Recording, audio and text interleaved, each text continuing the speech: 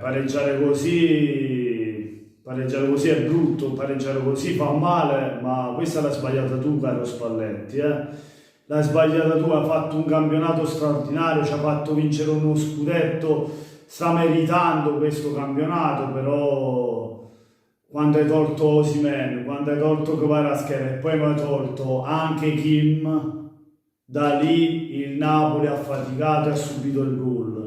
Ma ciao a tutti amici, da Napoli l'87, sì, complimenti intanto al Bologna per la partita che ha fatto, perché a tratti della partita ci ha fatto faticare, ci ha messo in difficoltà, ci riusciva ad imbucare e tante volte è andata vicino al gol ed ha meritato questo pareggio, c'è da dirlo, complimenti. Dall'altra parte il Napoli ha fatto la sua partita, ha fatto una grande partita fino a quando c'era Osimhen, Kvaratskhelia e lo stesso Kim in campo. Quando mi hai cambiato quelli lì, ragazzi, si è vista la differenza nel reparto offensivo e si è vista anche in fase difensiva. Il gol, lo stacco di De Silvestri del 2-2, chi è che lo marcava? A De Silvestri, Olivera che ci è andato in ritardo, ma lì se c'era Kim io non so quanto se l'avrebbe fatto il gol De Silvestri. Il fatto sta che sono errori che poi paghi e Spalletti oggi ha sbagliato, ma oggi ha fatto sì che il Bologna pareggiasse questa partita,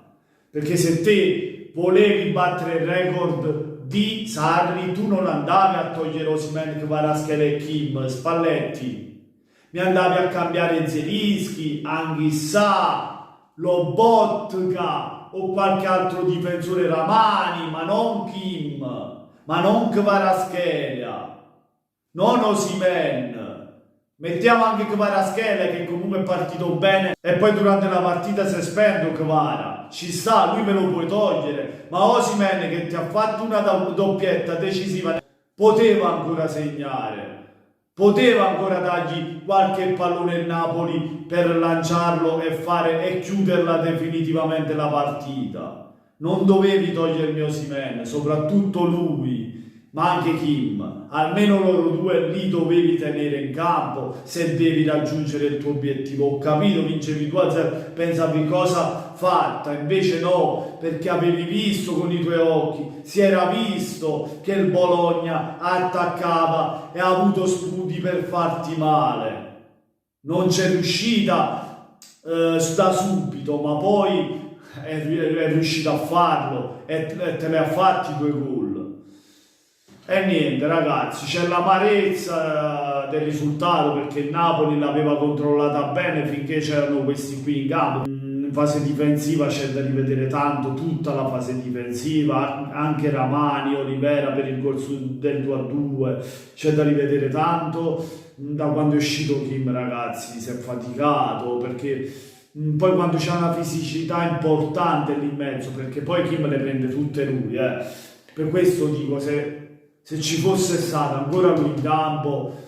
è da vedere se De Silvestri avrebbe fatto il 2-2, poi nel finale anche il 3-2, meno male che era fuori gioco, meno male che Sansone era oltre la linea, se no si parlava del 3-2 del Bologna. Cioè pazzesco, pazzesco, non si può subire in quanti minuti, 15 minuti, 2 gol dal Bologna, quando avevi una partita in mano, ormai la dovevi solo chiudere per il 3-0, che poi abbiamo avuto qualche occasione, però non l'abbiamo sfruttata. Niente ragazzi, mi aspettavo di più anche da Raspadori quando è subentrato,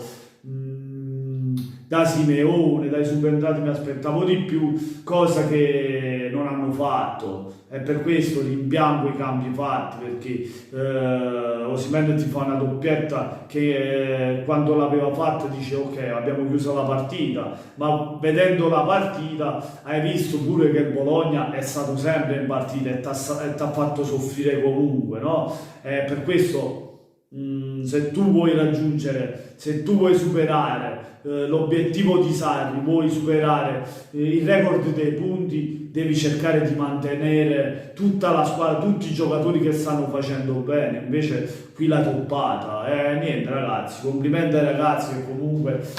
anche vincendo, se vinciamo l'ultima con la Sampdoria, raggiungiamo i 90 punti che comunque non sono pochi, abbiamo lasciato qualche punto per strada proprio per queste cazzate, non è la prima volta che Spalletti mi va a mettere Juan Jesus al posto di Kim e si subisce gol dopo, è successo anche oggi, c'è da rivedere queste cose e spero che Spalletti, sperando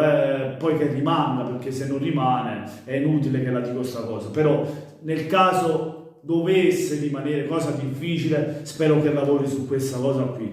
E niente ragazzi, complimenti ai ragazzi,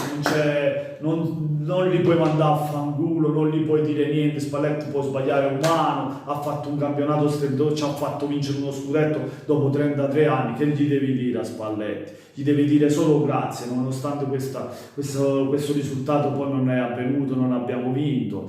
Non siamo riusciti a battere il record, ma siamo i campioni d'Italia e cosa più importante è quella. E comunque se vogliamo salvare qualcosa di questa partita, una cosa positiva, è i 25 gol raggiunti da Victor Osimhen, capocannoniere dell'attuale Serie A, e da 4 gol sopra Lautaro.